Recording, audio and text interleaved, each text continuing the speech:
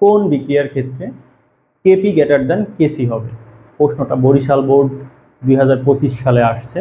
তো এই প্রশ্নের অ্যান্সার কোনটা হবে, সঠিক অ্যান্সার আমরা কিভাবে নির্ণয় করতে পারবো, তার জন্য আমাদের কিছু তথ্য জানা দরকার। যেমন কেসি ও কেপি এর সম্পর্কের সমীকরণ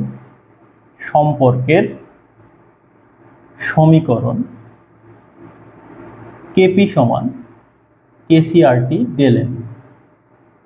তো এই ডেল এন এর মান যদি ধনাত্মক হয় তাহলে কেপি এর মানটা কি হবে, বড় হবে। ডেল এন এর মান নেগেটিভ হইলে এই কেপি এর মানটা কি হবে, এখানে যদি মাইনাস পাওয়ার হয় তাহলে একটা ভগ্নাংশ মান পাওয়া যায়, এজন্য কেপিটা ছোট হয়ে যায়। আর অন্যদিকে ডেল এন এর মান যদি শূন্য হয় তাহলে আরটির পাওয়ার শূন্য, তাহলে আরটি পাওয়ার শূন্য হলে 1 হবে, এজন্য আমরা পাবো কি কেপি সমান কেসি। তার মানে একটা নোট আমরা লিখে রাখতে পারি। নোটটা কি, 1 নাম্বার ডেল এন সমান ধনাত্মক হলে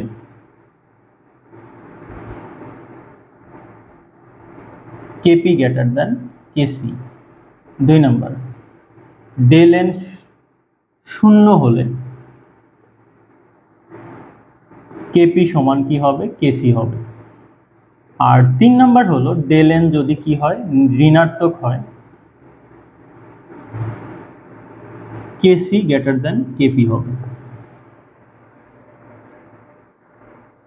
এখন কোনটার ক্ষেত্রে আমার ডেল এন এর মান ধনাত্মক সেটা আমার বের করলেই অ্যান্সার আমরা পেয়ে যাব।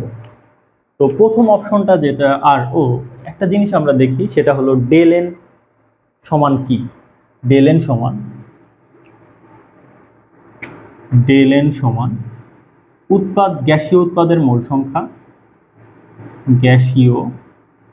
উৎপাদের মোল সংখ্যা মাইনাস গ্যাসীয় বিক্রিয়কের মোল সংখ্যা।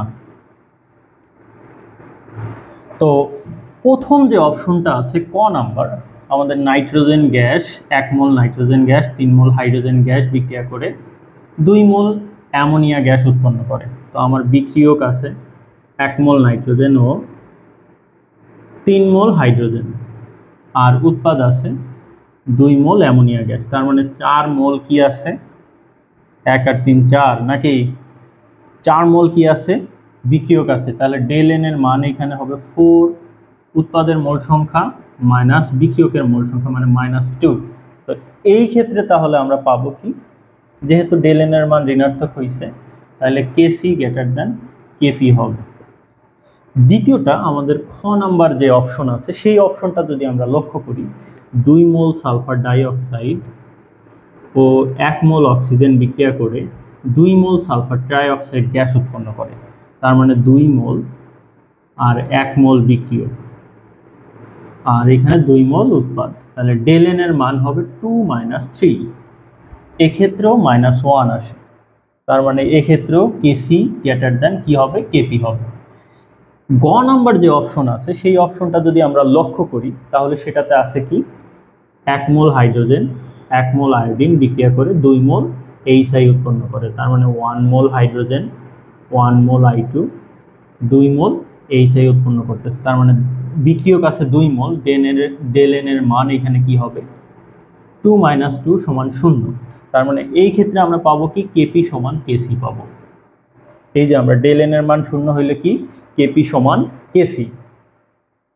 এবং আমাদের লাস্ট যে অপশন আছে সেটা যদি আমরা একটু করি, লাস্ট অপশন আছে PCl5 বিক্রিয়া করে PCl3 + Cl2 উৎপন্ন করে। তো এখানে 1 মোল PCl5 বিক্রিয়া করে, মানে বিক্রিয়ক 1 মোল, উৎপাদ আছে কয় মোল, 2 মোল। তার মানে ডেল এন এর মান এখানে উৎপাদের মোল সংখ্যা মাইনাস বিক্রিয়কের মোল সংখ্যা 1 হবে। অতএব যেহেতু এখানে ডেল এন এর পজিটিভ মান পাওয়া গেছে বা ধনাত্মক মান পাওয়া গেছে, তো আমরা জানি ডেল এন এর মান যদি ধনাত্মক হয় তাহলে কেপি গ্রেটার দেন কেসি হবে। তার মানে অতএব এক্ষেত্রে হবে কি, কেপি গ্রেটার দেন কেসি। তার মানে আমার অ্যান্সারটা হবে ঘ, PCl5 থেকে যদি PCl3 প্লাস Cl2 উৎপন্ন হয়, এই বিক্রিয়ার ক্ষেত্রে ডেলএন এর মান ধনাত্মক, এ কারণে এক্ষেত্রে Kp গ্রেটার দ্যান Kc হবে। তো এই তথ্যগুলো মাথায় রাখলে সহজেই আমরা কি বের করতে পারবো, কোনটার Kp বড় সেটা বের করতে পারবো।